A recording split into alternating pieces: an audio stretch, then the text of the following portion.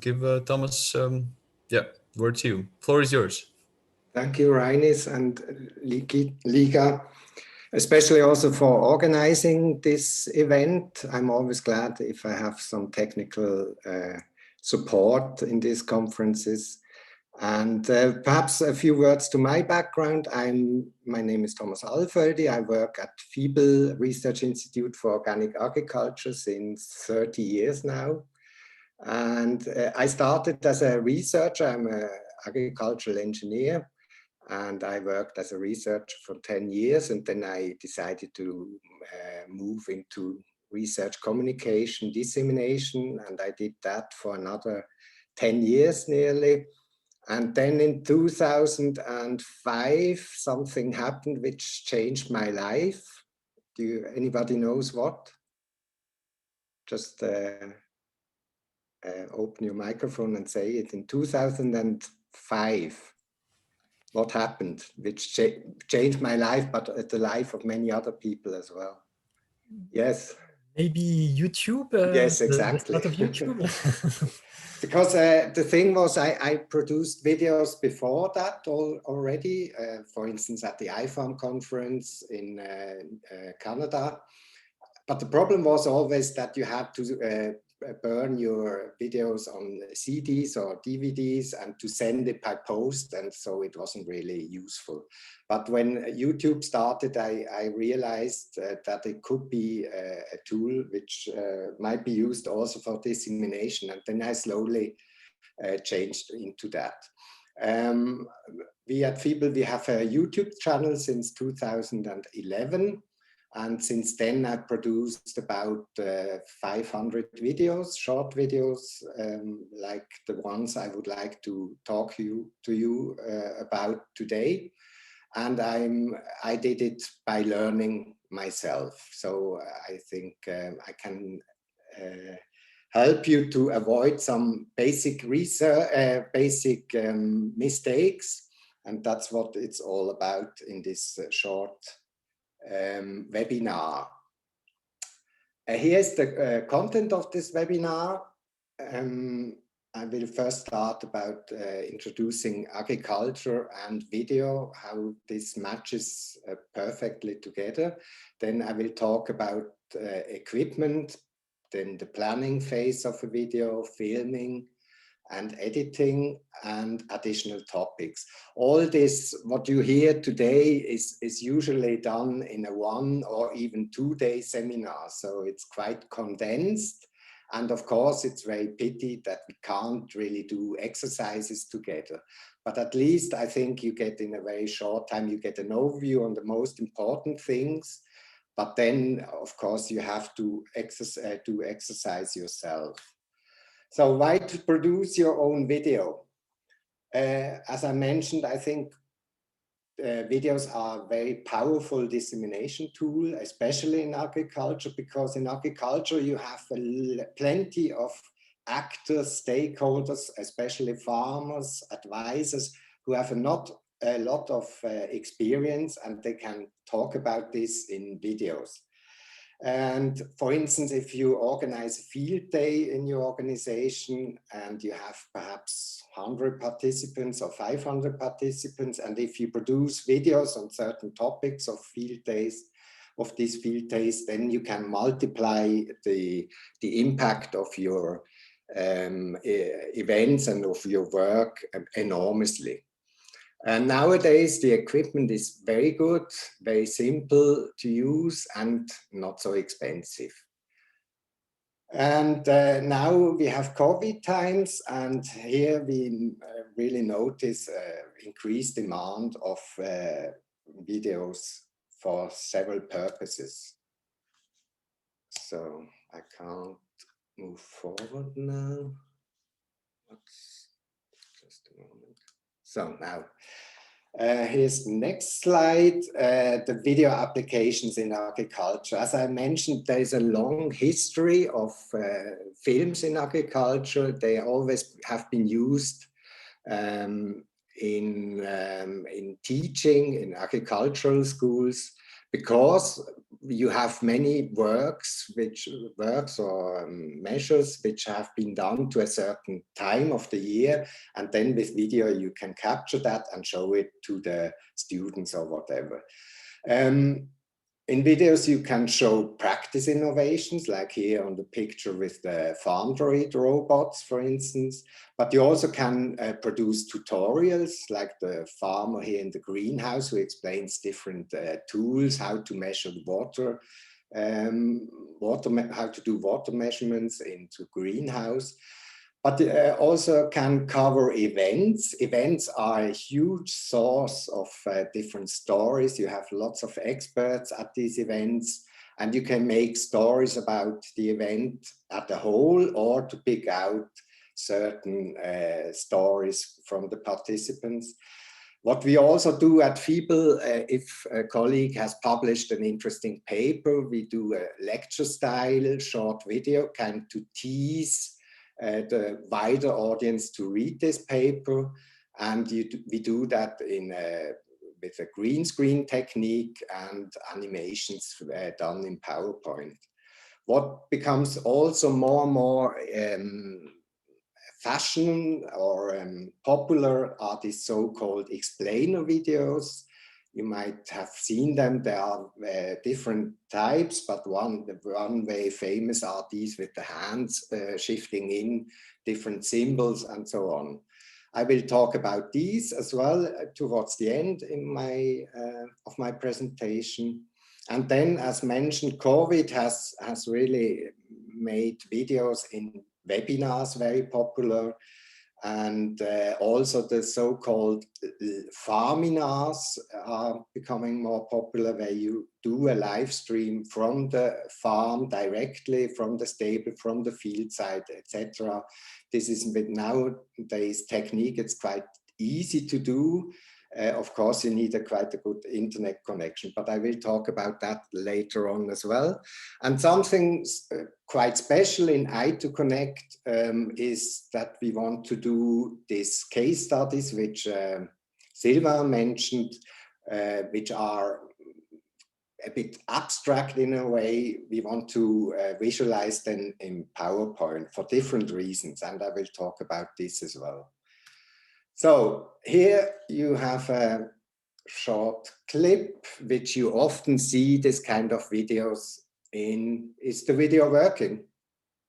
No sound, I guess. Huh? I can make the sound, but it's just noise of the tractor.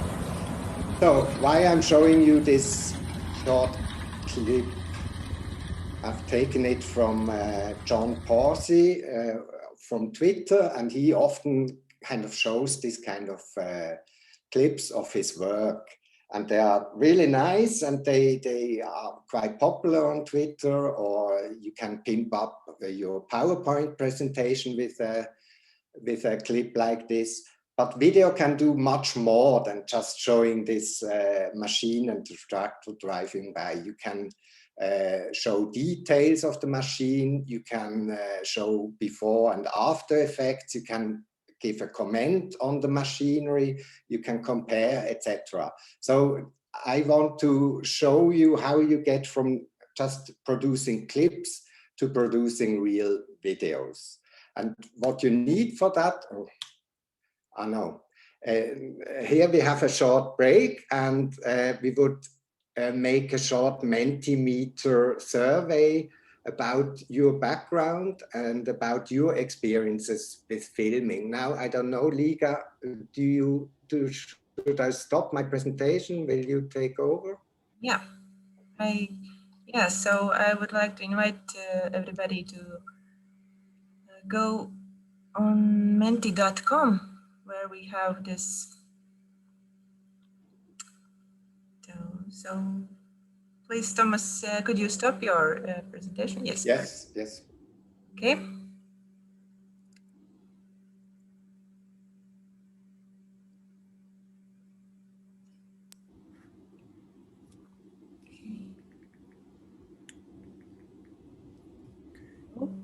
If you please, so we didn't have time for a proper introduction round, but we would really like to see some where do you come from? A little background check. So if you go to menti.com and enter this code, which is displayed here, 6502335, then we would like to interact with you. Okay, so the first report's coming in. Thank you.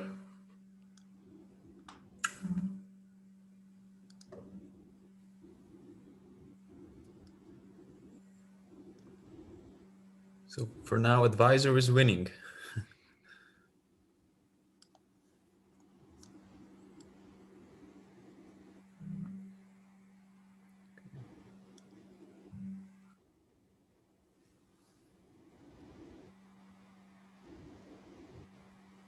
Can maybe someone from people who clicked other can share what is their background?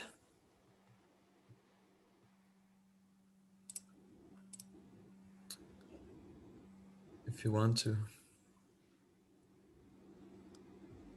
I'm from the Innovation Support Office in Northern Germany. Okay, very well. Are you here? So it is Sylvain. So my background is a project manager in the farming sector.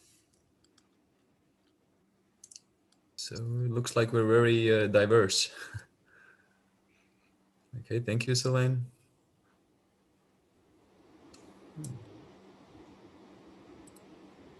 Okay.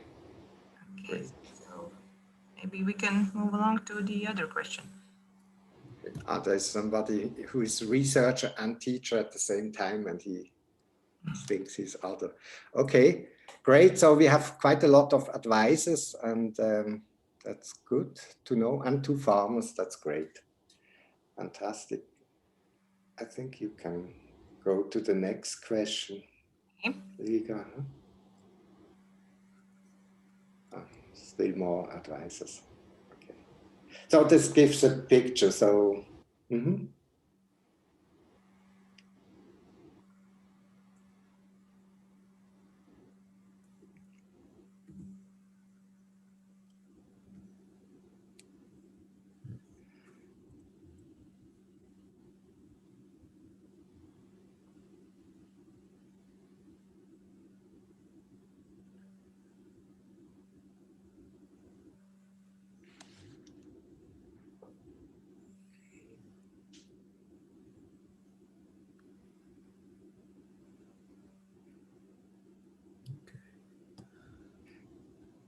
Looks like we're all kind of new to this. Yeah, but it seems also there are at least a few people who have some experience with filming and also even with editing.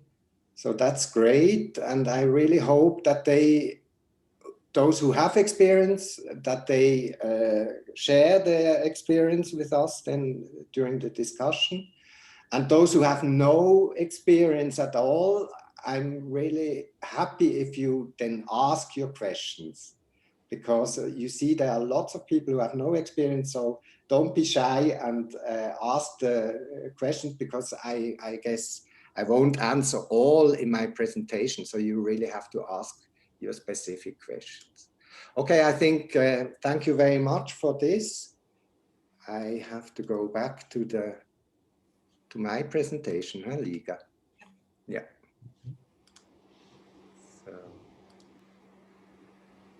So just want to remind you that you can write your questions in chat or raise your hand, and when the time comes, we can give you speaker function, and you can ask your question live. Yeah, I forgot to mention that after each block, we will have a short question and answer session. So you don't have to wait till the end. Okay, for each video production, you really need to be aware that there are 3 steps. You have the pre-production phase, which includes the planning and the preparation of the necessary equipment. Then you have the production phase, which is actually the filming or the shooting itself. And you have the post-production phase, which includes editing and the dissemination of the finished film. And I really would like to emphasize that a video without the post-production, without the editing, it's difficult that it's a good video. And all three steps are equally important for the success of your video. So I will start with talking a bit about the necessary equipment. Of course, nowadays we have smartphone as first choice. They are cheap, they are available. Most of people have them. The picture quality of the newer models, they are excellent. They are really easy to operate. But what you need really to produce with your smartphone a good video is an external microphone. I will come back to that in the next picture.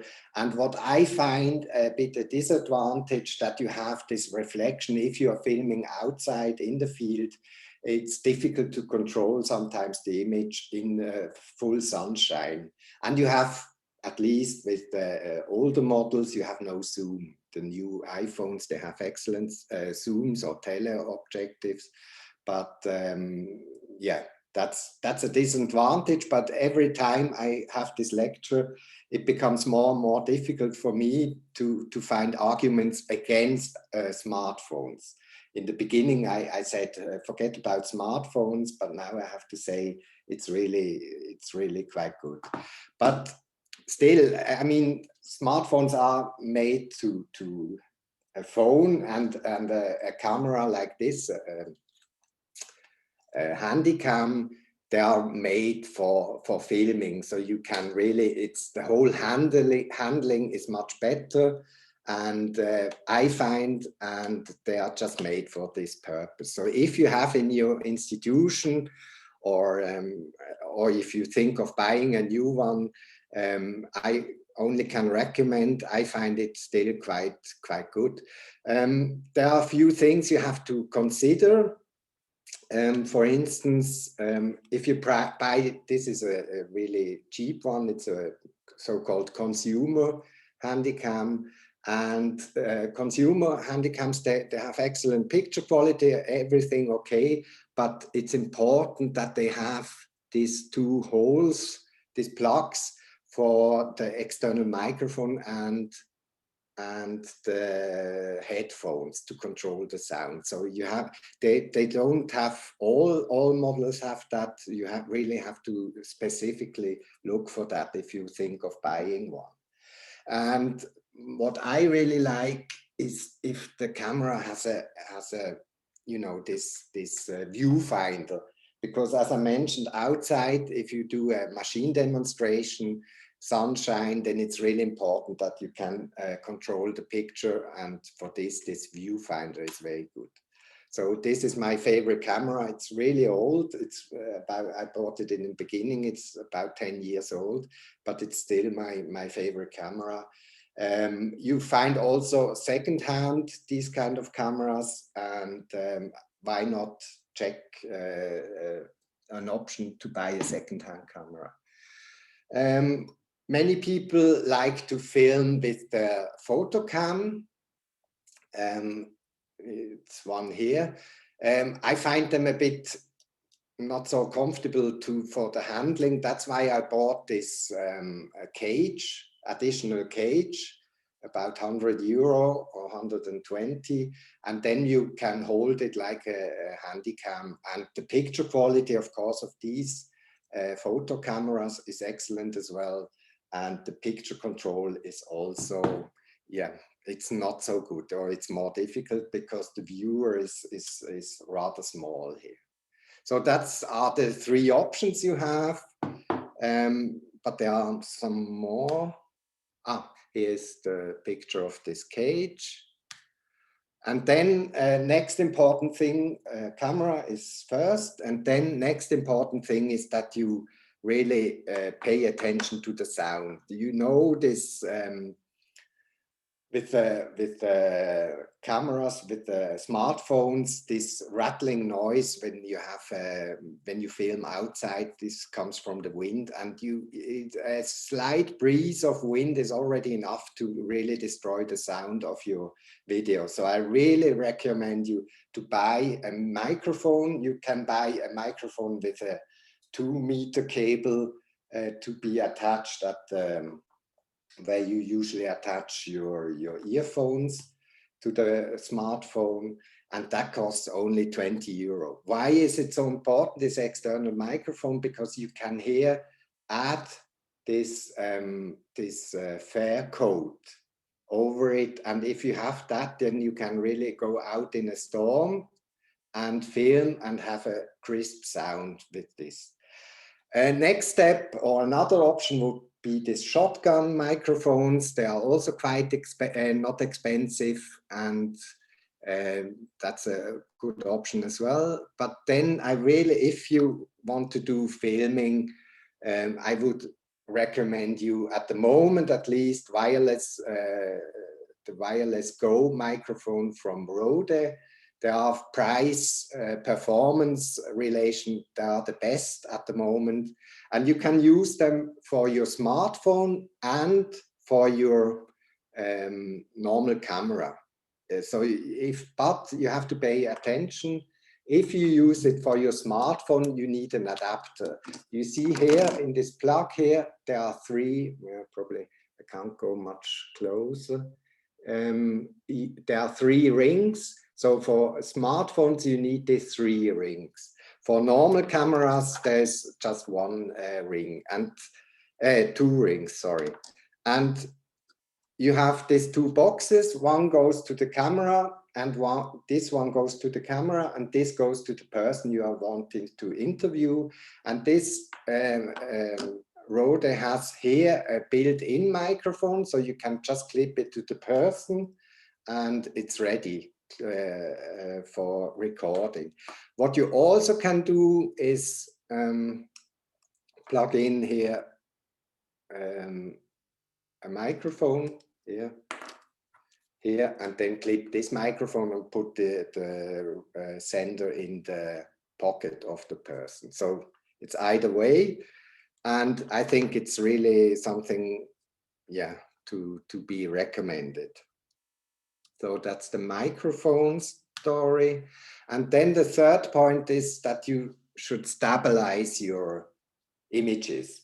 I mean, these iPhones, they really have a good stabilizer built in, but still, especially if you are a beginner, I would recommend you to kind of buy a rig like that. Here you have holes to screw in into a tripod, and then you can mount this smartphone in here, or you can hold it with 2 hands, which also allows for a much better, more stabilized picture. Another thing which is quite nice to have is this gimbal. So it's a motor built-in, and you can clip your smartphone in here, and then it stabilizes your picture. It's like a Steadicam. So this is really nice. And the newer models, I have a very old one, it's broken, but the newer one, you can fold this top part together, and then it becomes even more smaller.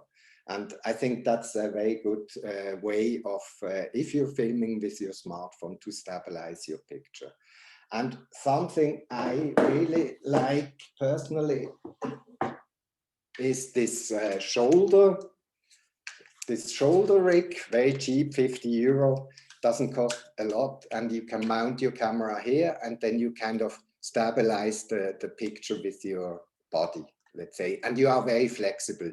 You can run on the field or in the stable or wherever. You can move around. With these tripods, it's always, especially if you are filming in a stable, it gets dirty and it slips, and so I prefer this one. That's really a good one for agriculture, I would say. And as I mentioned, there are these tripods here. In the picture, you have quite an expensive model. I use a rather light model. And what is special about, perhaps you ask, why can I not just use my photo tripod? They have a special fluid head which allows for smooth movements. If you want to zoom, pan or zoom, makes a kind of wipes, it allows for smooth movements. That's why you should use, or if you think of buying a tripod, you should buy a specific tripod for filming. So I put it here. Okay, that's the tripod thing. You always have links for presentations or comparison if you are interested to buy one. By the way, if you think of buying new equipment for videos, I mean, you can, I often get mails, people asking me, should I buy this or that? I mean, I'm happy to answer your question, but usually I always go to YouTube, put the name of the new model I want to buy and watch on YouTube what they say. I mean, that's the best and the most accurate source of information. So, and then I have some nice to have equipment, but especially for agricultural purpose, I would say they are really nearly must have equipment. One is here, this action cam, GoPro, usually they have the best quality. And what I really like with this, they have a magnetic adapter, you can see perhaps, and I can quickly put that on any kind of machinery, metal on the field, and it's really quickly changed or changed position. Because often in machinery demonstration, they go, one machine comes up after the other. Before I used to kind of fix it with rubber, yeah, I can't remember the word, but yes, sort of scotch. And that was always quite stressful when we had to change during the machine. And with this magnetic thing, it's really very comfortable. And then, of course, nice to have, but also I think in agricultural context, you often have field trials, for instance, farms, nice farms, and they are in the surroundings. So I really would like to recommend you to buy a drone. They are fantastic nowadays. Picture quality is really good.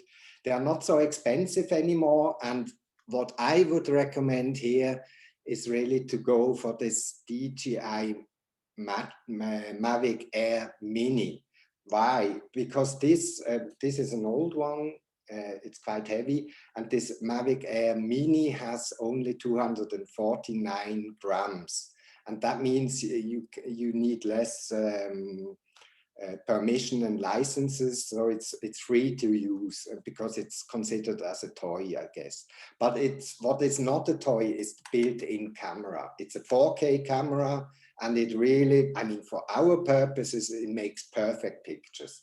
So, and it's really easy to use.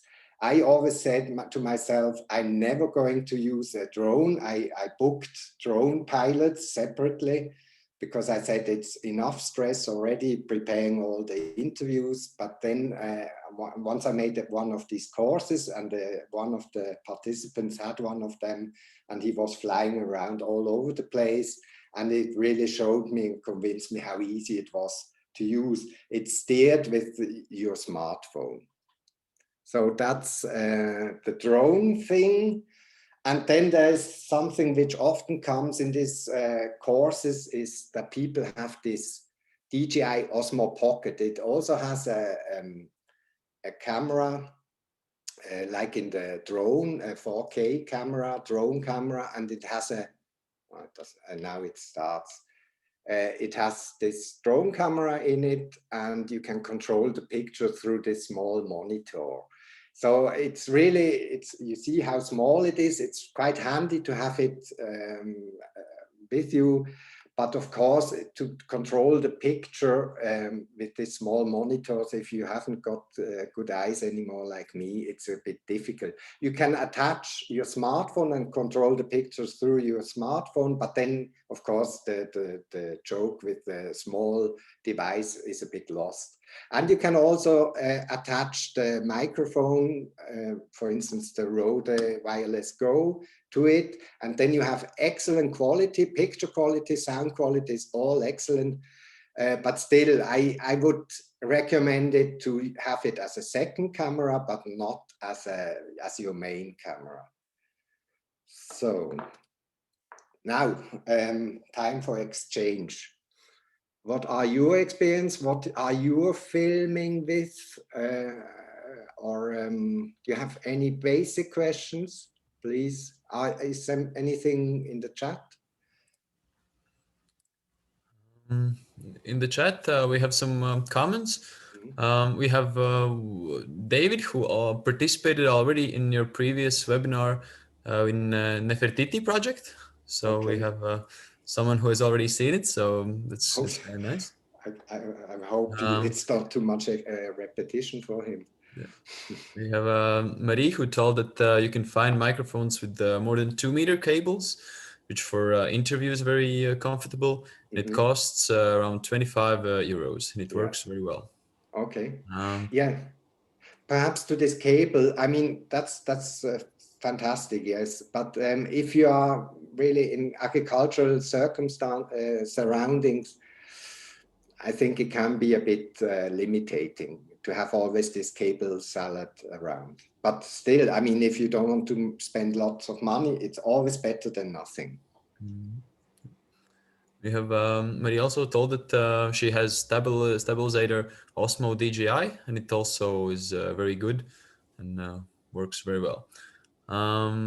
Yeah, Marion wrote in chat that she has gimbal, and yeah, it saved her life, and it's simple to use, and yeah, very good and very stabilized. Okay. And now we have a question from Sylvain. What is the added value of DJI Osmo Pocket compared to a smartphone? That's a very good question. That's what I was asking myself as well. I mean, if you have a new smartphone which is filming in 4K, I would say, yeah, the built-in stabilizer, perhaps.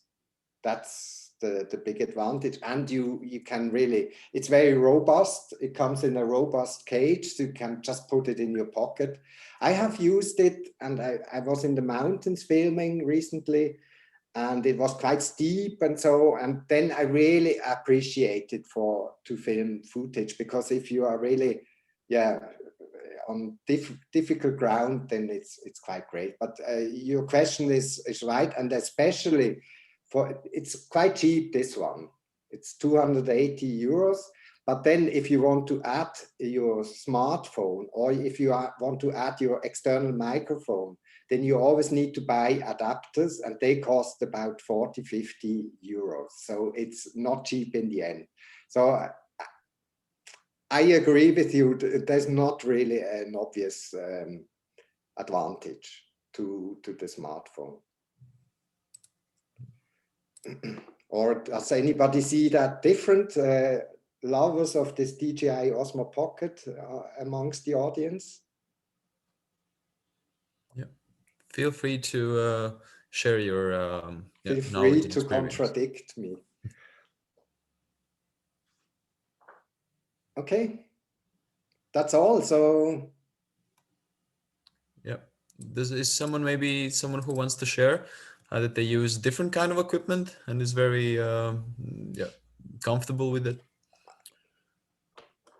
I forgot to mention something with this microphone, the Rode Osmo, Rode Wireless Go. As you remember, I said there's a built-in microphone here. So usually you use it as a lavalier microphone, which is clipped on the speaker's collar. But if you have several people you want to interview at the same time, then you can buy this like a stick. It's just plastic, costs 20 euro. and stick this on, and then you have a handheld microphone, and then you can move around to the different speakers. So that's really another plus of this Rode Wireless Go. So that's it for the equipment. Now, next step is planning of the video. And here I really have to say, you have to think of your video like a story with a beginning, a main part, and an end. So in the beginning, you should tell the viewer, why is this topic so important? Why is it relevant? And also what or she or he will learn in this video when they stay tuned. And then I usually come with the title and everything. I really, the intro should be going right to the bone, no long fussing around, just say what will be shown. And then I go to the main part, and here it's really important when you plan your video, really define the key messages and try to estimate the length of each part. And I often also do chapters to kind of structurize the video more better.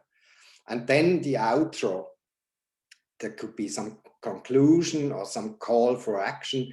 And what they really typically do, the YouTubers, and I think we can also learn from the YouTubers, they really address themselves directly to the audience and say, hey, subscribe and leave your comment below, you know, this, how they behave, and leave a like, and also suggest ideas for future topics of videos which I should do. To be honest, I never do that, because I feel our videos are from an organization and they should be a bit more, not like a YouTuber video. But I just recently read an article, a scientific paper, which was comparing scientific video or videos about scientific topics. And they realized, or they could show that research organizations like FIBL or others, they have YouTube channel, they use YouTube for dissemination of research, but they have far less viewers and community as the YouTubers. There are some YouTubers specialized on scientific contents, and they really have a much larger audience. And so the conclusion of this paper was really, we should learn, we as scientific organizations or as scientists or also advisors should learn from these YouTubers. But I still feel a bit, not so comfortable with this. But if you are young and dynamic and then please use this potential of personal conviction. So that's the planning of the video. And as I said, the intro is really important. And I want to show you a short video. It's not the best of my intros, I would say, but it's in English, and that's why I've chosen it. So I just would like to show you a short sequence or a short example of this intro. Sound, everything okay? Organic agriculture faces a major problem with deep-rooting weeds. Harrowing produces virtually no effect, and hoeing with duckfoot blades only superficially contacts the deeper-rooting weeds, insufficiently controlling them. Stubble cultivation remains the only effective measure for deep-rooting weed control. Today we will see two types of tilling machinery which can be used for stubble cultivation. There are the skim ploughs and then the cultivators.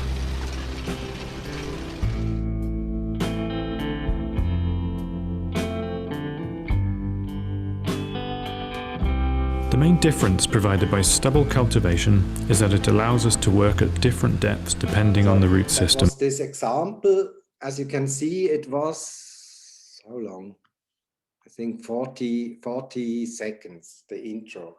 And you get to know the place, the topic, the relevance, and you also see already a bit of the machinery. So that should be enough to tease the viewer or to convince the viewer to stay tuned.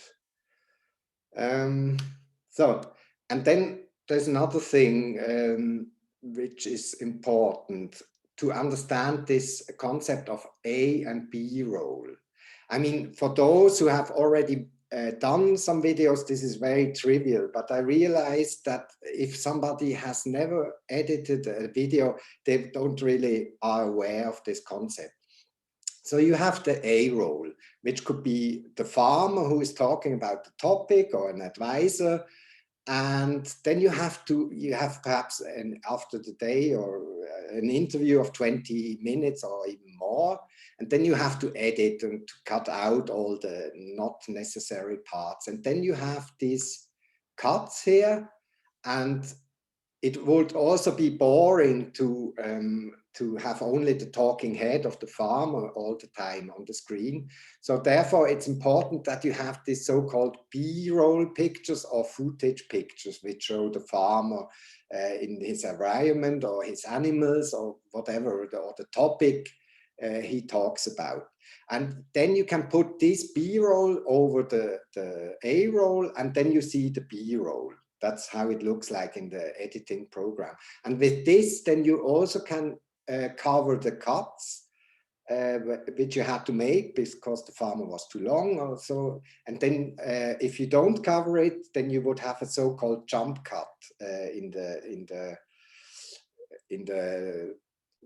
speaking of the farmer. And then that's why you use this B-roll. So it's first point, it's to cover the cuts, and secondly, to kind of add an additional dimension of visualization to the content. It makes it more appealing, more entertaining. So it's really important that you have this concept of this A and B roll in your mind, also when you are planning and shooting your video. This is a picture how it looks like in my editing program. Here you have it's an advisor from Arcadia, Switzerland. And here he talks about green manure.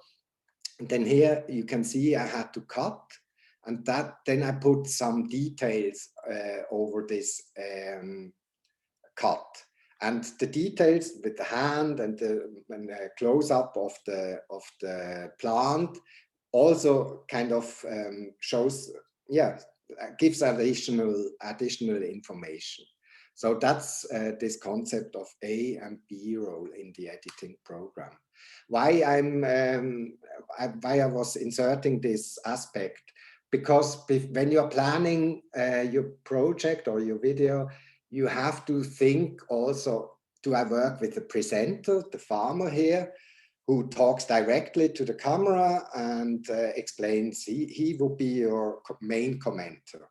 I often, or most of my videos, I do that way. So because I think farmers are the most interesting, or advisors are the most interesting people to interview, and it's a very efficient way, and it's also very authentic.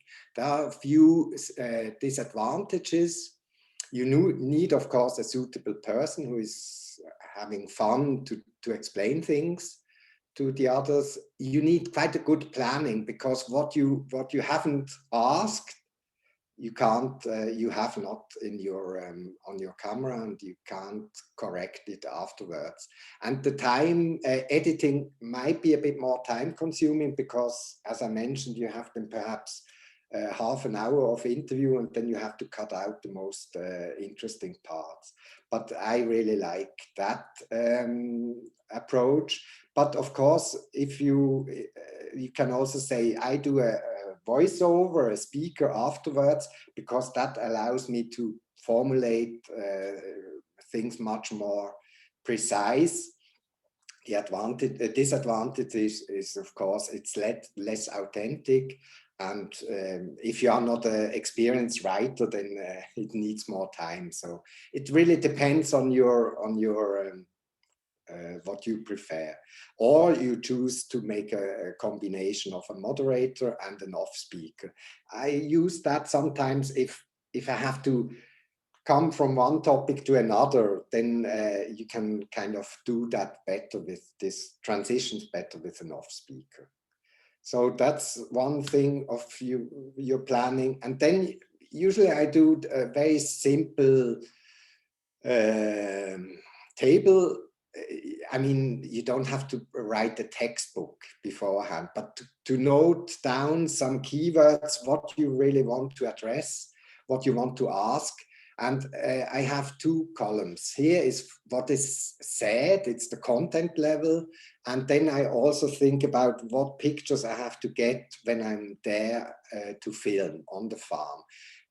Some details, the family as a whole. And it's really, I really can recommend you do this picture level, prepare yourself mentally what you need here, because if you are actually then talking to the farm or on the farm, then sometimes you forget about things which afterwards you regret. So an outline on the picture, which is structuring or preparing your video on the picture level and on the content level. But then don't stick too much to it. This is just for your mental preparation, but you have to stay, let's say, very flexible at the time. And if you see that the person is talking about something you didn't think of, but it's interesting, then of course you have to be flexible and accept that. So there is a short time for exchange, for the planning things. What are your questions?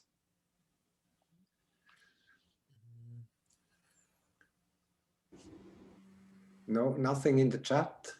We have Sylvan asked question, what is a jump cut? A jump cut. It's perhaps you have seen this YouTube videos by YouTuber, and they use it as a style, typical style thing. It's if you cut, if I talk now, and then I cut out, and when I come to the next picture which it begins again, I might be here. So it's my picture jumps. My did I explain it? Mm-hmm. It's also used, jump cuts are also used as a positive thing, but I personally, I don't like them.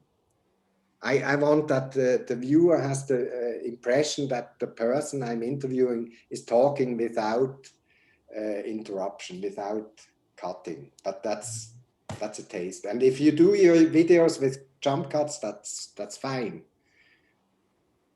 Okay. Right. Pablo is asking, do you go out filming on farms in fields alone, or is it better to go with the team of two? I have to go alone because the title of this presentation is low cost videos, but of course it's much nicer to go in two. Okay.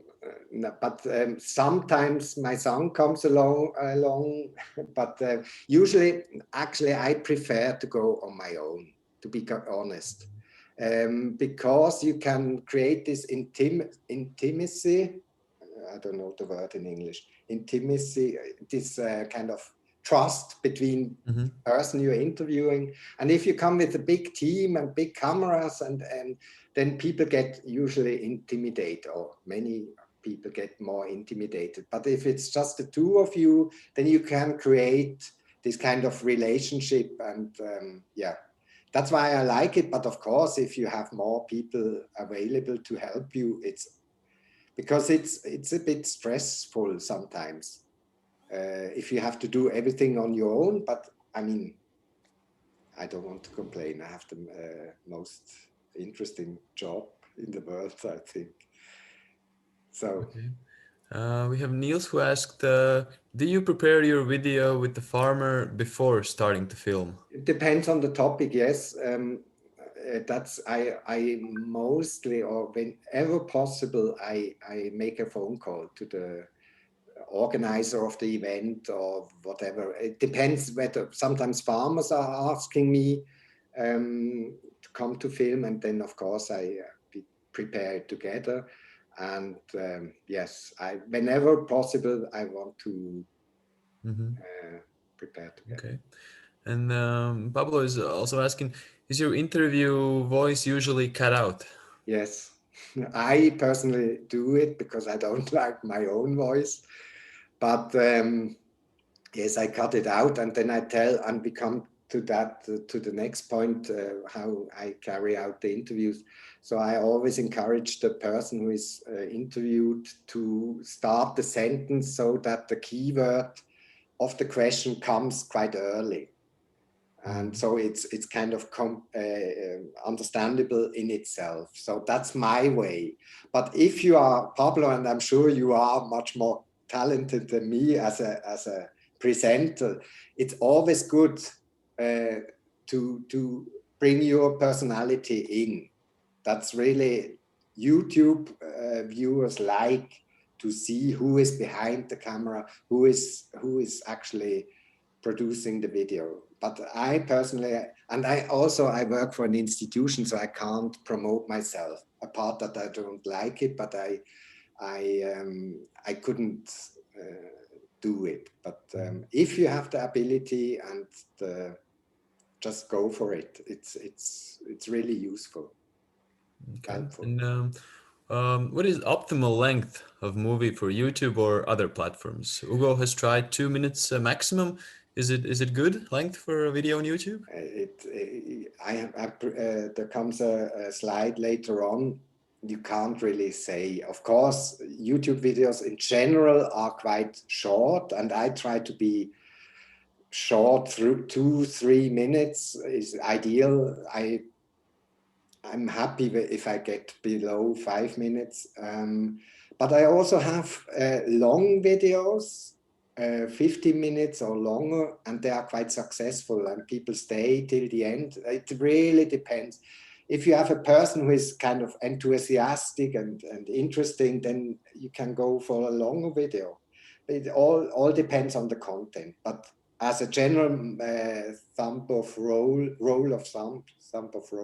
I would say 2 to 4 minutes. I mean, observe your own behavior when you watch on videos on YouTube. You have to be really interested in a topic to watch a longer video. Mm-hmm. And Thomas, how much time do you usually spend on the farm when you go filming? Okay, yeah. Meaning you have different angles, preparation, setup, and everything. Yeah. I let's say if I go to a demonstration field day, then it depends. If there are several topics, I do that I do about 4 videos in a day, shoot 4 stories in a day. And if I just go for a simple interview, I would say 2 hours, something like that. But of course, if you have more time, then you can do much more footage. You can do nice pictures. It's all a matter of the more time you can spend, the better it will be, the result, that's for sure. But I don't want to bother the farmer for too long either. Mm-hmm. Okay. And do you have recommendations for filming a group of people? For example, a Pagri operational group? That's a difficult question. I don't know. I mean, it's a bit difficult. I mean, I have of course, experience with filming in European projects, and there you have a consortium, and I always pick out the people I think can talk best. I pick them out, and I try to make separate interviews with each person. I haven't really done videos like a podium discussion. Of course, you can do that, but I prefer to have bilateral interviews. Or is that what the person who asked the question? And of course, if you film with several people, then you need a microphone like this one, where you can pass over the microphone one person to the other. That would be a technical thing. So your recommendation for filming more than 1 people to bring them out and still film them one-on-one? Yes, that's how I work. But because people are who are being interviewed, they're usually a bit nervous in the beginning. So you have to make them relaxed. And then they talk about their project and they talk 3 minutes. And then you listen to it and then you think, that's important, that's interesting, that's interesting. Then you can kind of elaborate together the interesting parts of the topic. That's what I like most in interviewing, kind of find the most interesting things. And if you are in a group of people, that becomes a bit more difficult. Okay.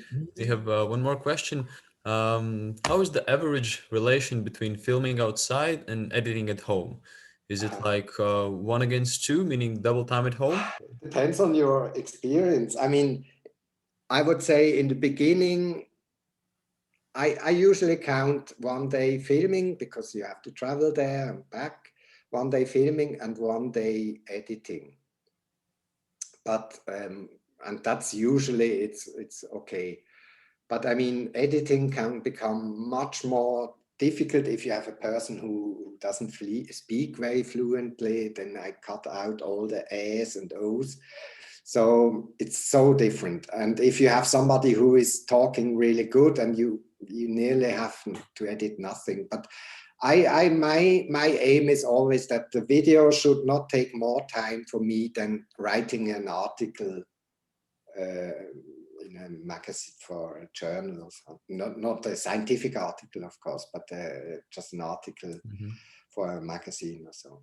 Okay. 2 days, I think it would be okay. But if you start doing it for the first time, then it needs much more time, especially the editing, I would say, in the beginning. And don't let yourself disencourage. It will get faster and faster every time. And it's fun because you have so much possibilities on the editing desk to create your video that it's just fun. But it needs some weekends to get into it, I would say. But I come to the editing part in the next session. I think now comes the shooting part. More questions? I mean, it's great. One more question. How much time do you plan in total for 1 minute of film? As I said, my average films are 2-3 minutes. And then I would say 1 day editing. What's that ratio? But it's, I mean, 1 minute, it's really difficult to say 1 minute, I would say. But of course, and that's another important recommendation. The longer the video is, the more time you need for editing. Filming is not a problem, but editing will become more complicated. And that's related to what we discussed before. How long should be the ideal video be? I think if you start with it, start with a very short video, 2-3 minutes. Then you kind of overlook it. If you start immediately with a half an hour video, then you get crazy. So yeah, and yeah, 2 days for a 4-minute video. Okay. But you can, people are, I know people, they do it much quicker. So if I'm a bit a perfectionist, I like people that they really say only the useful things, and that's why I really go into the content of what they speak and try to condense it to a maximum. That's what takes time. If you just let them speak and put some footage over it, then you can do it in half a day or in a few hours or in the train while you're driving back. Okay. We have Sylvan asked previously the question about filming in groups, and had the little bit explanation that I2 Connect is about facilitating innovation among groups of farmers and stakeholders. How can we film that process? I think I come back to that towards the end. Okay. Yeah. Okay. If I forget it, then Sylvan, please interrupt. Okay. So here are some tips for interviewing. Here, by the way, you have a link to a tutorial in the PowerPoint. I think you get that after the event, after the webinar. So I usually, you can choose whether the interviewed person should sit or stand. I prefer if they stand, but if you have a long conversation, then it might be also useful that they sit. And I always put everything in full automatic mode, all the technique in full automatic mode, so I really can focus on the person and the content they talk about. If I have to look for the focus and so on, then I can't really concentrate on the content. And that's to the question of Pablo. I mean, if you are in two and somebody can do only the filming and you do the interviewing, then that allows you for much more sophisticated pictures, of course. And then one thing, I always have earphones to check the sound. That was very important a few years ago because you had these disturbances with smartphones.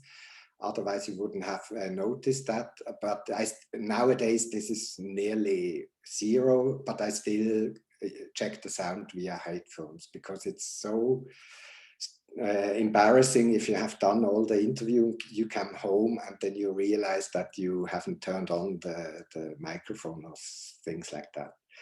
And I try to make the people speak freely, so it becomes more authentic. And what is very important, if you do the interview, just confirm, you have to confirm the person in a way that they are on the right track, but just doing by nodding your head or smiling non-verbal, because if you say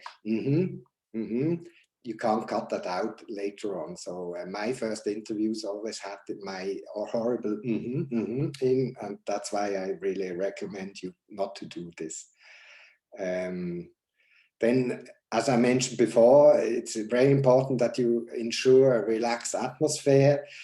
Let the people speak and don't interrupt them too much. I usually go, let them speak, and then I try to find out what are the important parts. And then I say, could you repeat, please, this and this aspect in a concise manner? And then the first go, I can delete very often, and then I really use the second go. So that's a small trick, because usually it depends a bit on the nationality, let's say. Especially if you film in Italy, you have to do this. If you in northern countries, perhaps they are less talkative, but depends on the people. And then the picture. Here you see two pictures. The person here, he's the president of BioSwiss. And you see here, it was filmed in the very central of the picture. And what you can see, he looks really small in this picture. Whereas this lady here, the farmer from Germany, southern Germany, here we have this eye line on the upper third of the picture. So that gives her adequate presence. So please, if you do the filming, that's one of the most important points in my view, that you respect this rule of thirds for the eye line. And if you do that, then your picture looks already much better. And then the cadrage, you have first this long establishing shot, so-called, so where you get an overview where we are. I often use drone pictures for this. And then we have this medium long shot, shoulder close-up shot, and close-up. Close-ups I don't use so much. First of all, our people are not, don't have a makeup, and it's much more difficult to follow a person so close-up. I mostly film with shoulder close-ups and this medium long shot. So I move between these two cadrages. But it's always important to have also in between, to have kind of an overview. Then you can use this also in between as B-roll, to, as I mentioned, to cover jump cuts. And then the light is quite important. Of course, we deal with, we are often outside. If we have really bright sunlight, then we have hard shadows. So it's really important that you go in the shadow whenever possible. And the aim should be that you have no hard shadows and the eyes are... Nothing. Huh? Pardon? It's a problem. No. Continue. Okay, I just heard somebody who said something. So that the eyes are well lit. And so if you are inside or in a stable like this, then just move the person towards the source of light. And then usually you get this nice picture. And what is also in agricultural context, people are wearing these baseball caps, and then you don't see the eyes in the shadow. So try to convince them to take the hats, the caps off, because the eyes, they are really important that they are well lit. So, and then shooting the B-roll, and some tips for this. You never ever get enough footage. So that's one of the main recommendations. So if you are on a farm, on a event like this, try to do as much as possible of this B-roll. They should be at least 30 seconds long. And while you're shooting, you should not do a pan or a zoom, because you can't really use them. Just make a very steady long shot. For instance, here is a picture of a drone, medium long shot of that you can see the whole scenery around the machine, the audience in the background, close up details. You can also do close-ups with the action cam, as I showed you before, close up with a tele if you have one, and then footage. Farmers digging their hands in the soil and so on. So that really makes your whole video more attractive. And yeah, you never have enough footage. That's one thing which is very important. So some questions for the filming, interviewing itself. Not really. Not really. No, we do have.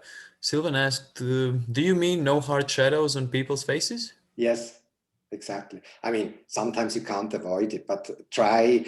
I usually, if you have bright sunshine, then I usually make the person, or I move around the person, and I find the situation where it looks the best, of course. But yeah, you can't always avoid it. But if you have a tree in the field, then go under the tree. Previously, Marion wrote that she can. She expressed her experience with the last video.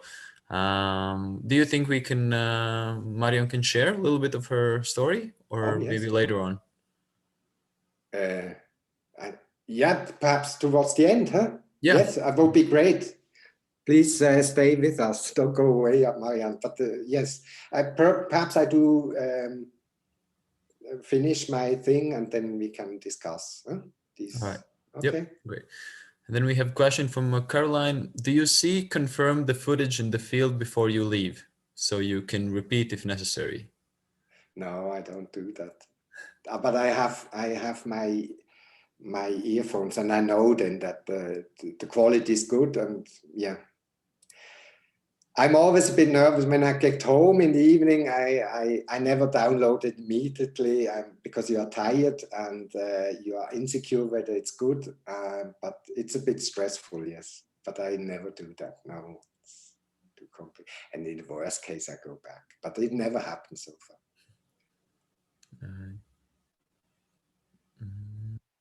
Yeah. If there are no more questions, then I think we can move on. Okay. Now I would like to give you some tips for editing. First of all, you have to decide whether you want to edit on your computer, or on your smartphone or your iPad.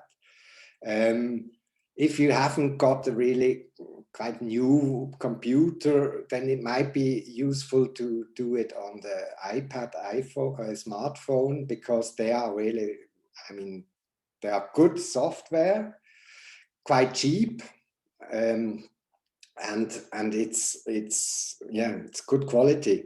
Personally, I don't like, I'm not so used to it. I prefer the computer, but if you just want to start with it, then it's, why not? If you have a smart iPhone, then iMovie would be the program of your choice. Luma Fusion is more professional, costs about €20 to download. And Filmora Go and KineMaster, I think they are for Android. I don't know them personally, but they are the most popular ones. What I would recommend you to, here you have a link to different video editing apps for mobile phones. You can check that, and then I would download a free trial and just look which one suits you best. They are quite intuitive, I find, and to spend some time with a free trial and then decide before buying. And the same applies for the different programs for the computer. They're a bit more expensive, of course. I use, if you are an Apple user, Mac user, I use this Apple Final Cut Pro X. It's €330, which is quite a lot, but you have it for a lifetime. I bought mine 10 years ago, and it's still, I get all the updates. If you're using PC or Mac, then I would perhaps recommend this Adobe Premiere Elements, which I find quite good. And then there are several programs which I don't know personally, but they are all a bit the same. Here you can see programs which are free of charge even. It's DaVinci Resolve, or there's Hit Film or Shotcut. There are other programs for free. We had them in another EU project. We recommended them, and we realized that they are very good. I mean, but they are too complicated. It's freeware, and they are too complex. Some people, I know, they really like them because they offer a lot of opportunities. But if you are not too, if you don't want to spend too much time to get into the program, then I would just go for one of those, which cost about €100. And again, they all offer free trials, and test them out for a few days, and then before you decide. So that's for this editing, the software. And here are some basic tips on editing. I mean, you have to do it on yourself, but some basic tips are: choose the software, that's we have discussed. And then what I do is I do first edit the A-roll, the voice track first. And then when I'm really satisfied with that, then I place the B-roll pictures. There's always the risk that you start to play around and then you just lose a lot of time. So be quite consequent and really work on the A-roll first. And then once that's finished, then start to add this B-roll things. And then add the titles and perhaps also breaks. And you always can say, if somebody just discovered the editing program for new, then you see lots of effects and fancy things plopping up. So use them very sparingly, because people might think you are a beginner.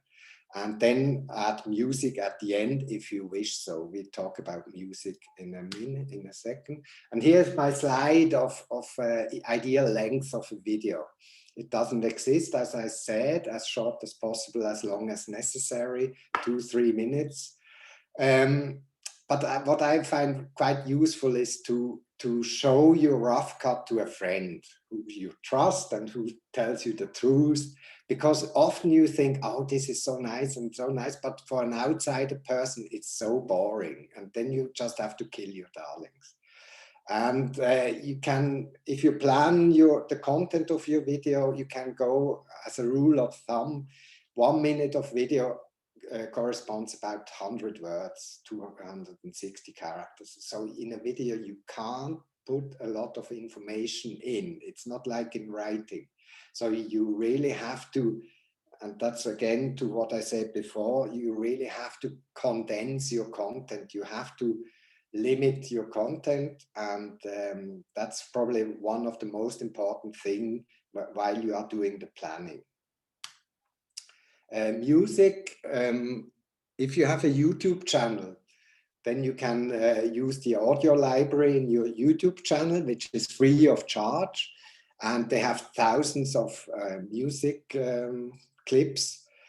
And of course, the problem is that they are used in many of the videos. So you can say, this is from this audio library. So if you want to be a bit more exclusive, then you can go to one of these music providers. I use sometimes Audio Jungle or Premium Beat, but then you pay for a normal license about $20 to up to $50. But there you can find, of course, more specific music if you look for. So some questions to the editing or music. We have Claudia's comment that DaVinci Resolve is really good, but you need, let's say, a monster computer. In agriculture, public service, we don't really have that kind of processors. It's not quite true. I mean, these programs are quite good in, I mean, of course, if you work in 4K, it becomes a bit challenge.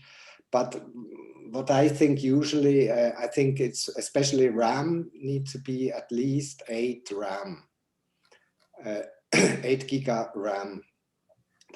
It's useful. And another thing, what I do is to put all my material on an external SSD memory. So I work outside of my computer. So that also helps. And yes, Pablo, if you have a computer and you try your free, if you are able to download it on your official computer, that's of course also another challenge. And if you have difficulties, then I would then go for an iPad or smartphone version. But yeah, you need a bit of power, and you need, I mean, storage. This has 1 terabyte, yes. And if you shoot in 4K, it's very fast. It's full. So. Marian says that she has to use subtitles for her videos because she has some problems with the bad sound, and she uses Happy Scribe. Do you know something about it? And I wanted to say a few words about subtitling later on, but I don't know this Happy thing. I do it all on YouTube. But then what she has probably, she wants to add subtitles in the editing program itself. So to be honest, if I use that, I just use the normal titles. I don't use a special subtitle program. But I would like to show you, because it's very important for European projects and useful in European projects to know a bit about the subtitle functions of YouTube. Okay. And Sylvain has a question that's not really related about editing, but are you not bothered by advertisements when you use YouTube music? No, you're not. You're not at all. This is really free. In some of the YouTube music, you have to add the link to the composer in your description box. But otherwise, there are no limitations. You get advertisements, either because you monetize your channel and you want to earn money with it, what I wouldn't recommend you if you are working for an institution. And you get advertisement into it if you use music with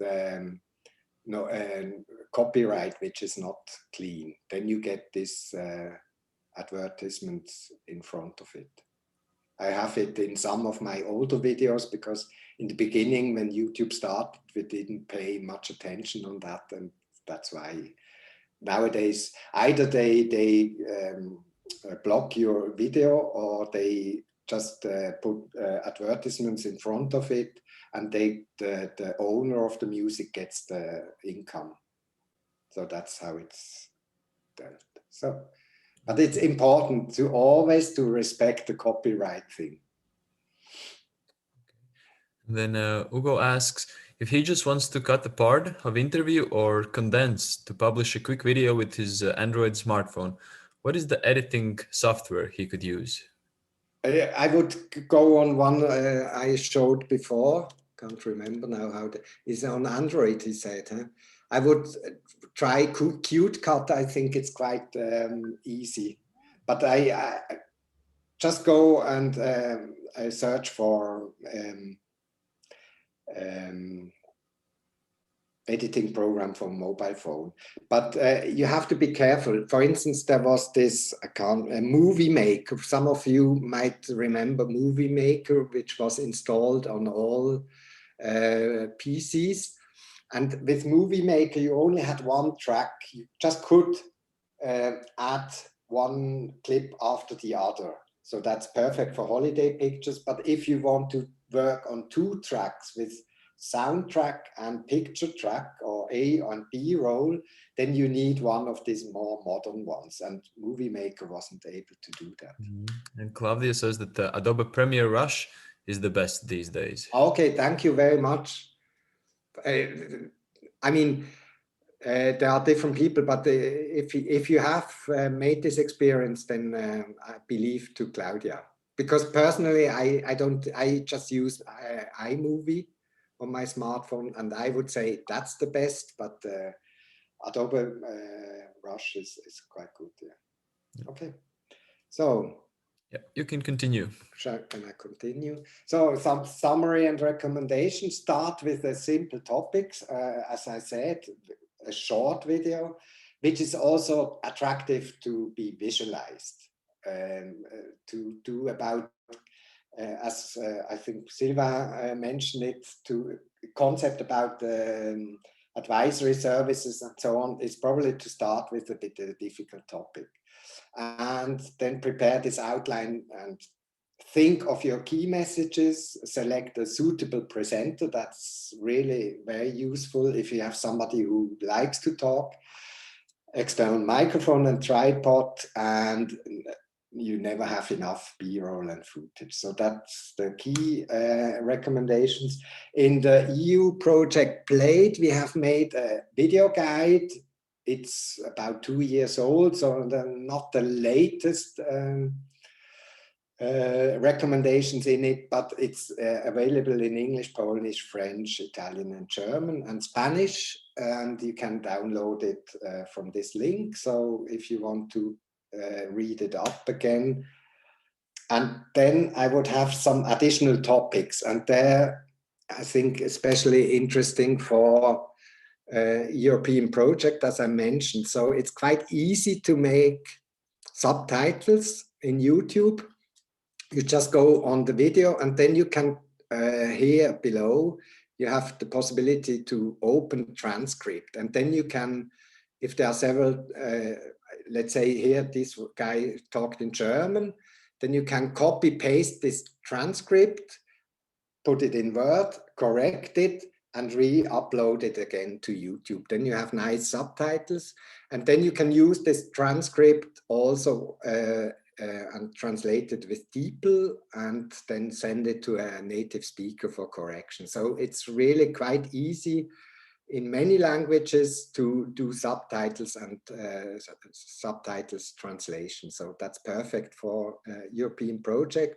For languages like Swiss German, it's a mess, because they think Swiss German is Dutch, and then they just translate something completely useless. So we are a bit disadvantaged here. So that's for the subtitles. There was a function that the user could also upload directly subtitles in another language, and then the owner of the channel only had to accept or reject the subtitles. This function is not available anymore. So you have to, it's a bit more complicated, but still it's quite easy once you want to do it. And it's very important here. We have a picture of how it looks in YouTube Studio. And it's very important that you have a very meaningful title. So here I put that this video is about mechanical weed control, and it's a demonstration of ersättril bineuse. It's in French, and but it's the type of machinery. And here in this description, then I put all the labels of the machinery. So you have to think, what are people searching for? And the more they find here, you put of these terms you put in the description, desto better your video will be watched. So now creating a slideshow in PowerPoint, that's something we want to use more in i2Connect. And the reason for that is because yeah, we have a bit more abstract themes, and we have probably not for all the case studies we have enough clips, or we might have photos. And so that's why we decided to do it that way. Of course, if we have possibilities to do a proper film, we will do it. But that's out from other previous European projects. That's something which we can also work together, because PowerPoint everybody knows, and we just can send it around and yeah, work together on it. I just want to show you this example. By the way, this was my colleague Sonja Kantak from IBLA Luxembourg. I think she's also here today. And she made it, and I think Sonja didn't have too much experience on producing videos, and I think she made a nice, oh shit, now I didn't want to click here, sorry. So I think, yeah. So I have to shift. So here it comes. You just watch the example together. It's, I think, 1 minute, not even. Agroforestry for feed autonomy, how to use trees and forests in agriculture. Using agroforestry can help to keep feed autonomy and animal welfare. In the AgroSil project, advisors, farmers and researchers identify new resources for livestock farming. With the project, we wanted to give some answers that forest could be a good resources for the feeds during summers or winter too. 4 solutions were tested: wood chips for litter, feeding trees, silvopastoralism, feeding with acorns. Experimentations showed that the white mulberry, Morus alba, is an adaptable and suitable tree. Mulberry can be used for feeding cows and producing silage. I think that this experiment was a good idea from my colleague and I. It worked too with the farmers that tried this project. And we could communicate with videos, with the Facebook pages, and it worked a lot. And we have now many calls from many peoples and farmers from France and other countries too.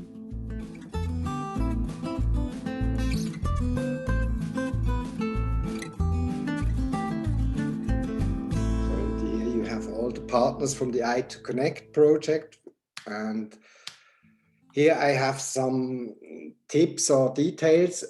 What we try to do is, first of all, you have to reduce the content. As I mentioned several times now, you have to reduce the text. And then when you bring the text in, then you have to kind of animate it. We use this swipe function here. It's under animations. and then you can also determine the speed. But it's important that it kind of, the viewer sees that now a new part of the text comes, or it's changing. So that's one of our conclusion.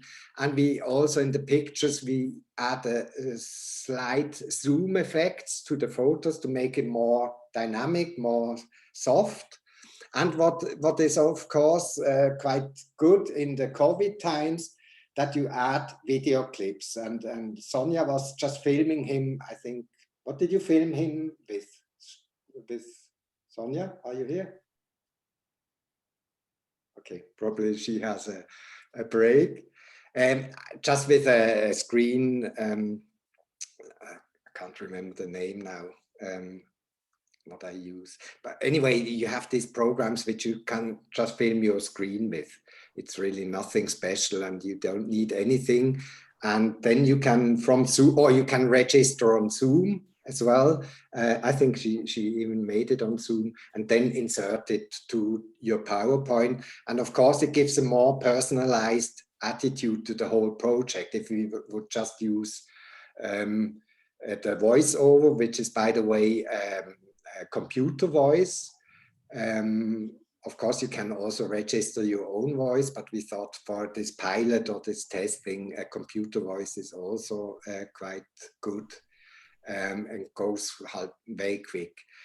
What we used here, text-to-speech software, we used Amazon Polly, which is a free software, and I find it's okay. I mean, of course, you notice that it's a computer voice, but I personally prefer if I have the voice and the text at the same time. So other people, they might just look at the text or just listen to the voice.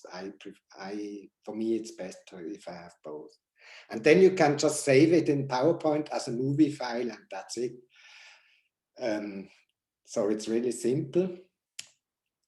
Here I have another, skip this one. And then I would like to mention this tutorial style.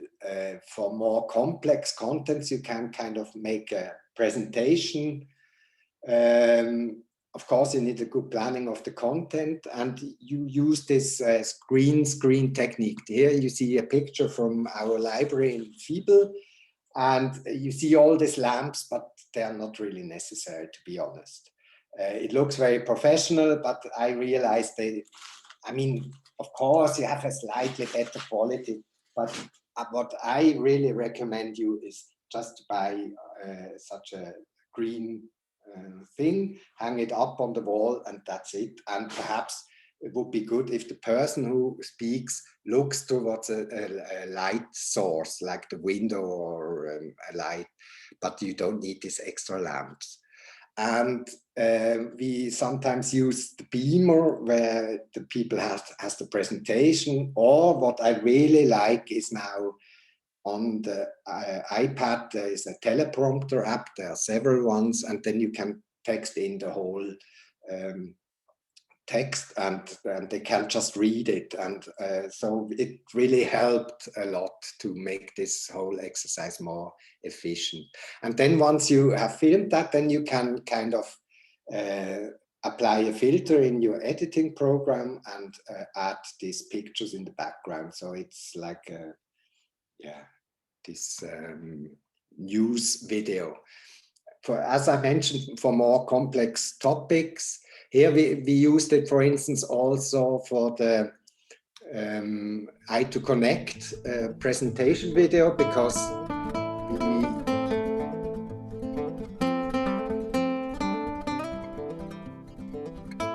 Farmers and foresters today face many challenges and are operating in an ever-changing and demanding environment. Embracing innovation will be key to ensuring that they can adapt to these challenges and maximise opportunities that may arise. Advisors play a very important role in innovation change processes, and the I2Connect project aims... So that was filmed, changed my slides. Jane was filmed in an Italian office. We had our kickoff meeting in Italy, in Rome, middle of the town, and I just brought this this with me and put an empty office, and then she was presenting the project, and I could add freely footage as I wanted. So that's really, if you are interested in working with at project meetings, that's a good way of doing your A role. And then nowadays, live stream becomes more and more important, and it's quite challenging or quite interesting because you don't really need much of equipment, a smartphone, as you can see here in the picture. Then you need a Bluetooth headset with a microphone, and if your internet connection isn't at least 8 MB per second, I think, I can't remember, but you need quite a good internet connection, then it works good. If not, then you can connect to a mobile router, and then you can stream either via YouTube, where you have a better picture quality, but on YouTube the time latency is about 30 seconds, which is, of course, if you want to have a direct interaction via with your audience, then you only can interact via chat. In Zoom, it's much better, this interaction, because you have no time latency, but Zoom really reduces the picture quality, as you can see here in my presentation. So you can choose either way. What we do is more using Zoom, and I would like to show you a short example of a webinar we did on tofu making. What we do is make a combination of pre-produced film material and then live interaction. And I just would like to show you the atmosphere. It's in German, so it's more the atmosphere. So here's the lady who presents the tofu production step by step, and then I speed it up a bit, how she does it. And then people were at the same time producing at home and presenting their results. And I think that really shows how much how more interactive the Zoom conferences can be. You see here, she's very proud of it. She's the moderator, and of course it needs a bit of skills for the moderator. So she was a bit disappointed, and the expert explains now what it might be the reason. There are people filming themselves outside. Aber man muss ständig rühren, weil wir heizen mit Gas. Wow, Fabienne, schön. Fabienne, ja, super. Die Formen sind ja auch nicht so schön. Ich konnte es nicht so gut zusammenlegen. Ich glaube, ich hatte ein bisschen zu viel Soja. So that's just to show you the active atmosphere which can be created that way. And my idea would be that, for instance, if we do webinar with farmers, where farmers are, for instance, presenting their cows in the stable with their smartphones, this could be really a powerful way of kind of participatory interaction in seminars. Filming at conferences, another topic, additional topic. I have to speed up now. Either you do a whole seminar, an overview, or you speak out certain speakers and their topics, and then you let as footage, you ask them to send you photos from their project and PowerPoints, etc. So you, as I mentioned before, project meetings and conferences are really rich source of videos. And now that's my last slide. Explainer videos. I would recommend them for complex topics. For instance, like the topic Sylvain was describing earlier, this kind of moderation, etc. Or at least a combination between talking heads and explainer videos, where you can explain concepts they are fast and not too expensive, but you really need a good storyboard also here. What I find a bit a disadvantage, they all look similar. You can say, this is made with this program, and whether it's made in Portugal or Latvia, they all look the same hand and same symbols. But I want to show you here an example which was made within the Nefertiti project. And really there they produced all the hub coaches, produced explainer videos. What are the main factors influencing and grassland carbon sequestration? To make it more. Now you know that you're Carbon an island, sequestration is the process by which carbon is removed from the atmosphere and stored in the soil. Land use activities can have a significant impact on carbon sequestration levels. Grasslands in Europe act as a carbon sink, and grazing systems are important for carbon storage.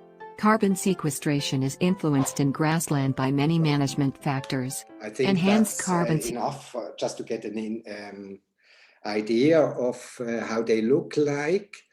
And I think that's also a good way to hand over to Liga and Reinis for their contribution. They will talk about other tools for visualization of dissemination content. And but I would like to, I think it was Claudia who offered to share a bit her experiences.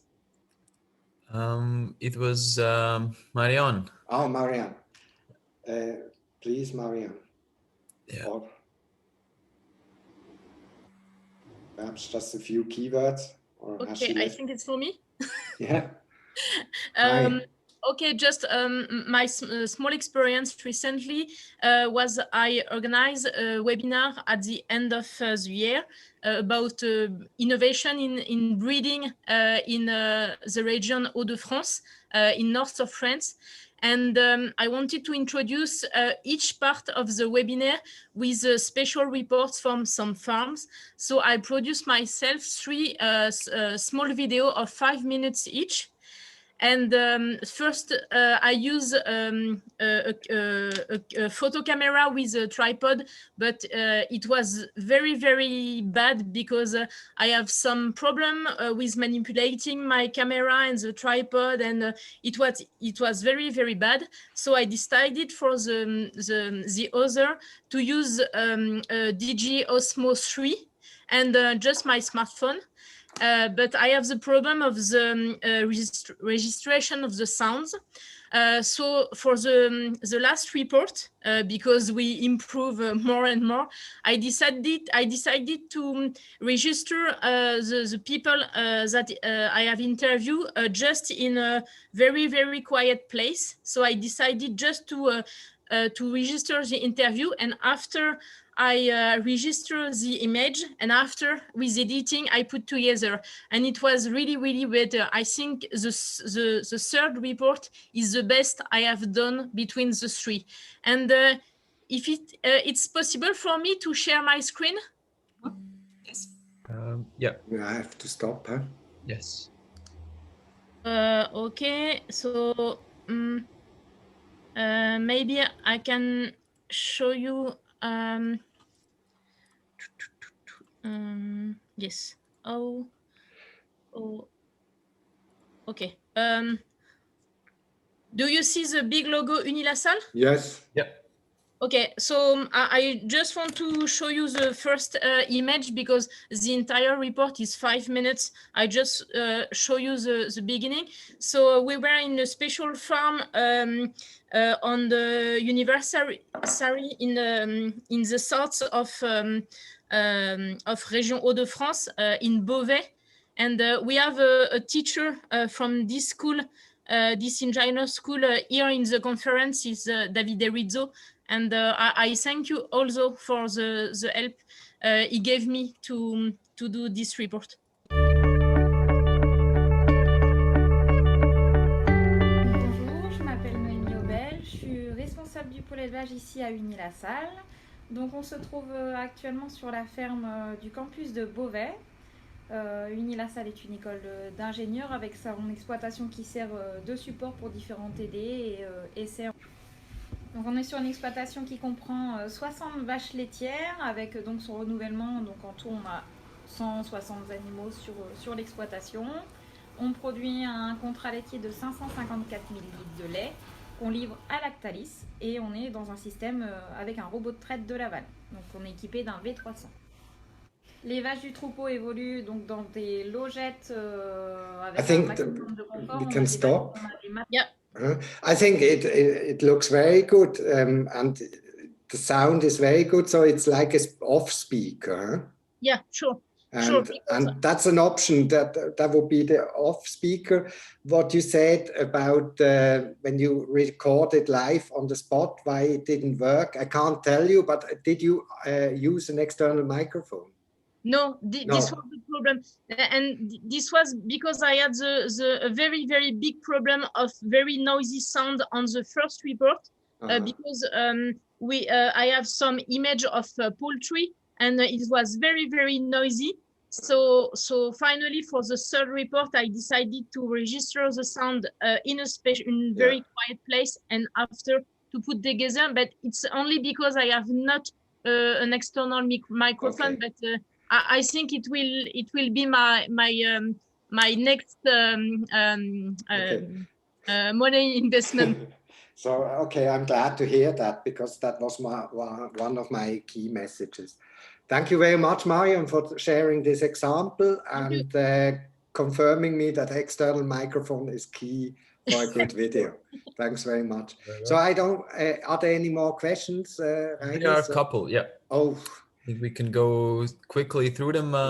Can we have confidence in the subtitles from YouTube even when there is technical language? No, you can't at all. That's why you have to copy them out and correct them by hand and send it to, if you have to do translation, send it to a native speaker because you can't have confidence to DeepL for technical expressions neither, even though DeepL is quite good. I mean, they also know what a chisel is. They know what ersetri is. Okay. So the question, what was used for the first video for the narration? I think you answered that was Amazon Polly, right? Yeah. Yes, Amazon Polly. But there are other, you just have to register and then it's free. What is a teleprompter app? It's you can download it from the App Store or Android Store, and then you just copy paste your text the person is speaking in, and then it slowly goes down. You can push start, and then it slowly goes down, and they can read it. And the big advantage is if you have it right beside your camera, then the person is watching into the camera. If we put it on the screen, on the beamer, then you can see that the eyes are moving away from the camera. That's why I prefer this teleprompter app. Okay. And then do you have any trick to connect the quality camera to use a webcam? Yes, there are, but I didn't do it so far. As you can see, I just use but just Google it, and there are many videos on YouTube on that. But it's possible, yes. Okay. Yeah.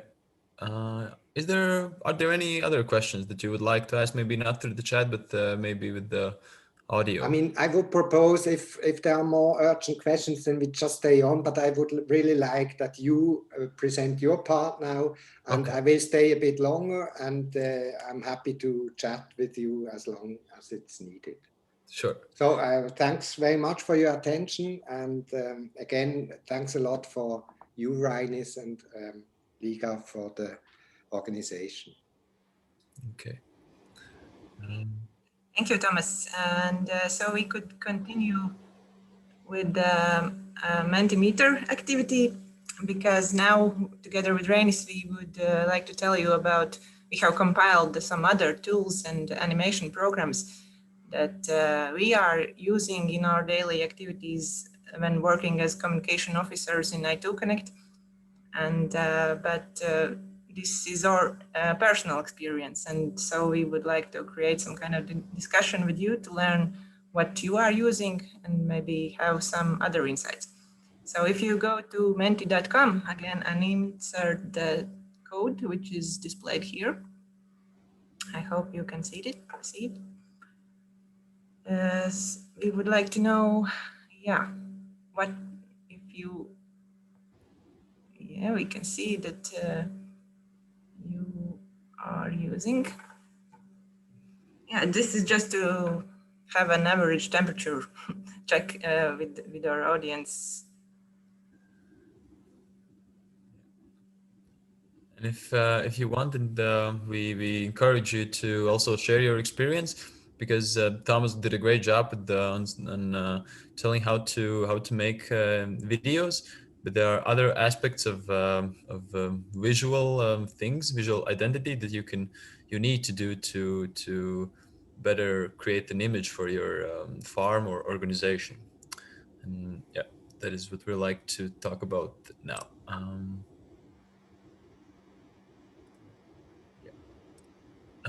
So yeah, most of you haven't used the other tools or animation programs to create visual material, or at least sometimes you might have done it, and only a couple of people have done it and can share your knowledge.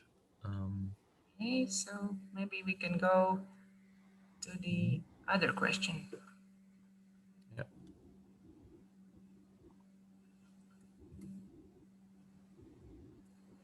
So maybe those who have used already some kind of softwares, maybe you can share what is those.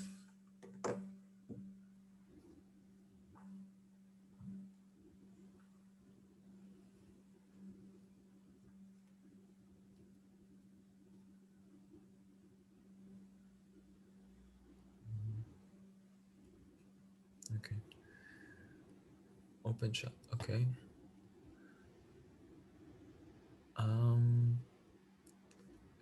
Can the person who suggested OpenShot maybe can share your experience, because I've heard good things about it.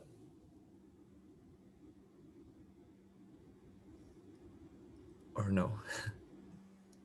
Yes. Oh, hi, Danica.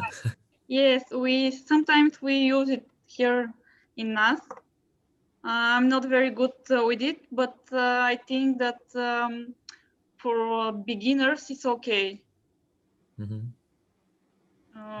Yes, sometimes the program is running a little bit slow, but we managed to do nice videos with it. The program is made to edit videos, right? Mm-hmm. Okay. Yes. All right. Very well. Thank you. Who has yeah, I see even tools and softwares that I'm not familiar with. Power Director 365. Can someone share what it is and what it does?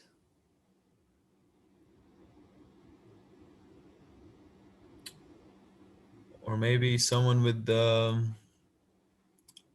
I don't know how to say Igdenliv. I'm not sure.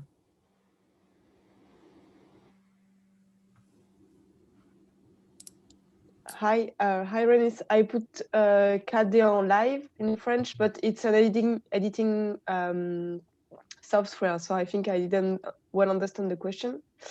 To do some visual like schema or other thing, I use Canva, as I see other people talk about it. But KD Live, you didn't talk about this software. It's free. It's not so hard to use for editing video. Mm-hmm. So I share. Yeah, very nice. Thank you. And you said you use Canvas. What's your experience with it? How do you like it? Yes, it's easier, but yeah, it's free software, so there is some limits. But when I need it, because I'm not a graphist. So for people who are not very friendly with professional software and etc., it's not so bad, and you can do a lot of things like to explain your ideas or something like that. I use that for my meeting, for example, to make good visual effect, if I can say so. Yeah. Okay. Yeah. Thank you. I think we can move on. No. In one other project that we had here in Latvian Rural Advisory and Training Center, we compiled the practices and tools that can be used for creating these various visual materials. So maybe I can share with you in chat this handbook, which was created in the project. So you can later on maybe download it and see for yourself these programs that are described there. Yeah, and yeah, why is it important to have good and quality visual content? There are a lot of research done about it, and just a small infographic that 40% of people respond better to visual info than just plain text. Infographics, for example, like this, can improve your website traffic by even 12%. 80% of what you see is retained, so you remember better visual things and not just text. If you use videos, then conversation rate, for example, from Facebook advertisement, increase even by 86%. And yeah, for example, if you have a landing page, have videos in it, then the chances that people are going to share it is 40 times more than if they don't have any other visual content in there. And yeah, what is visual content? It's photos, videos, typography, charts, infographics, different colors and symbols, and different icons. And yeah, some people say that they have a hearing memory, or they remember if they read, but in doing research, it's said that 65% of people are visual learners, and 90% of them of the information transmitted is to the brain is visual. So that's why you remember better images and videos and infographics, not just text. 50% of the brain is used in visual processing, and 70% of all sensory receptors are in the eyes, not in your nose or ears or somewhere else, but yeah, in your eyes. And even though visual identity is very important, that content is still the king, and design cannot rescue failed content. And these are some of the tools that you can use, and we're gonna tell them a bit more in a small presentation. Not this one. Give me a second. Okay, can you see the presentation? Okay. Yeah. So already mentioned tool and program is Canvas, but that's going to be next. But most of the time, not most of the time, but sometimes we need pictures, and that is free of charge. And like Thomas said, it's quite important to have to follow the rules and to follow the like which pictures or sounds you can use that the author has authorized to use in everyday or commercial use. These three platforms, Pexels, Unsplash, and Pixabay, are one of the populars. Of course, you can find the others too, but these are the three that I use most commonly. And yeah, you just go in there, try to write what you're looking for, and then choose from the pictures that it gives you. You can also search by size or quality or colors, for example. So there are quite a lot of options how to use these programs. Yeah, Canvas is free, which is quite important, I think, for all of us, and it's easy to use to create not just posters for your social media, but I would say that's the most useful way how to use Canvas. For example, you can see two posters, and the one on the middle is the one that Canvas gave it to me as a template, and it took me I would say 45 seconds to change for the one on the right. You can easy change every picture. You can change colors of the pictures. You can add the text. You can add some different shapes and symbols and icons, and yeah, it's quite easy and you can use it with your intuition. So I think it's very nice, and it's very good that they give you different templates, and so you don't have to create something from scratch.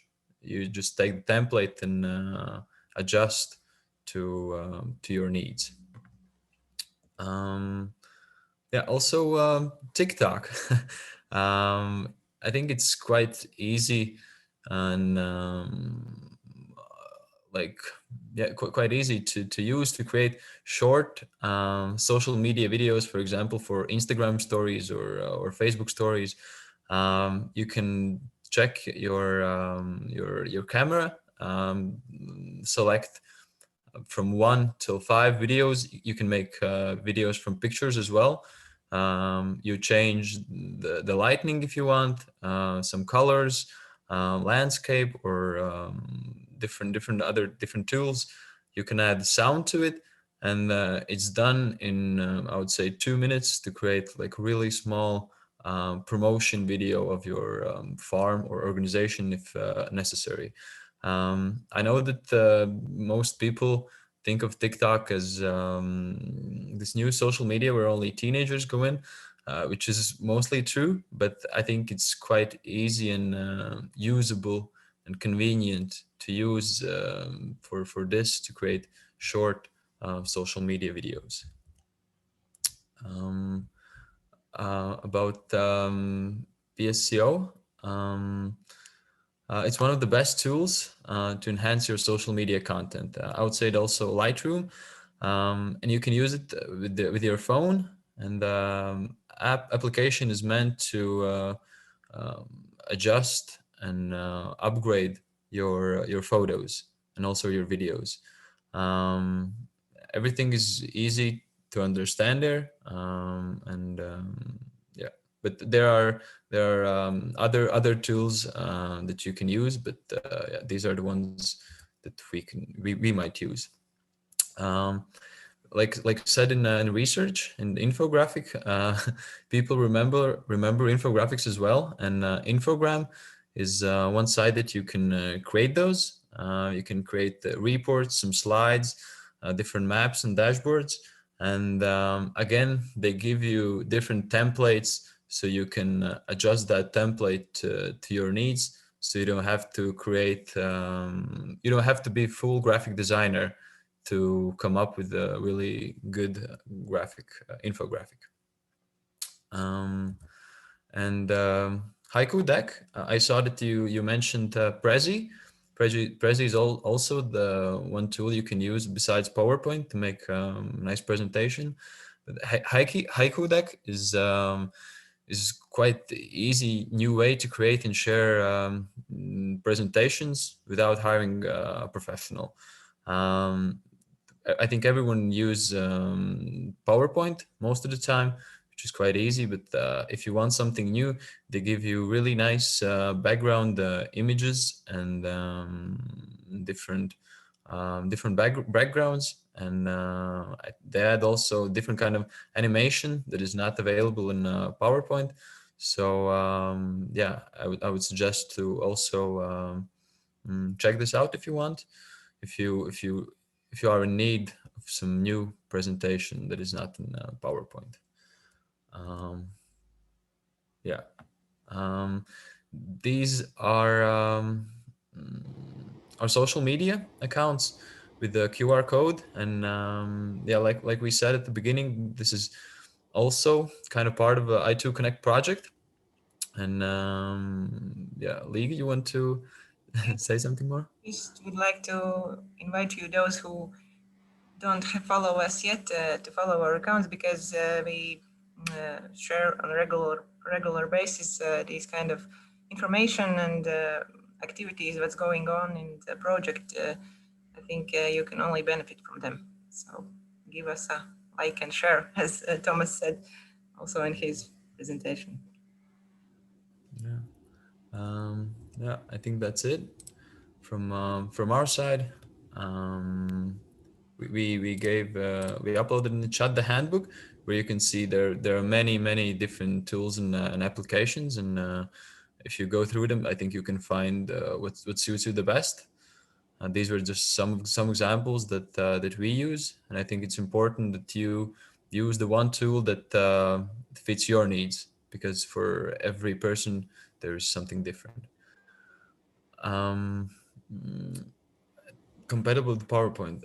I think so. I think you can create a format that is available in PowerPoint. I think so as well, but maybe it's when you have to have this license in the free version, maybe it's not comparable, but then you have to have this license, because free versions are limited a bit. True. Okay. Niels is asking, will we share a recording of the webinar? Yes, I think we will. Yeah. Yeah. On the project website. Yeah. In library, I guess. Mm-hmm. And we will send out the presentation in email, right? Yep. Okay. Yeah. Do you have any other question?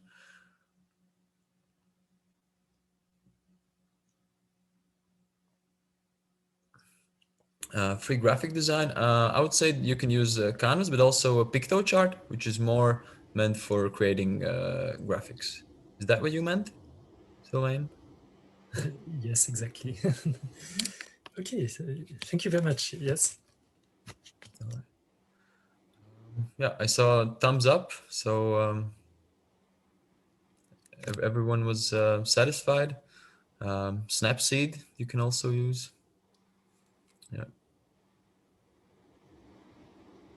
Okay, we will try to share the chat as well. Yeah. Okay. So thank you everyone for coming and participating. Yeah, Sylvain. Yeah. Last question. Sorry. Do you think it would be possible to share the content from this workshop today on the I2 Connect website? And we could also share it on other websites later. Yeah. That was the plan originally. Yeah. I guess so. Okay. So yeah, once again, thank you for coming, for participating. Thank you, Thomas. It was a great presentation. Well done. And yeah, I hope you got something, got new knowledge to use in your daily activities.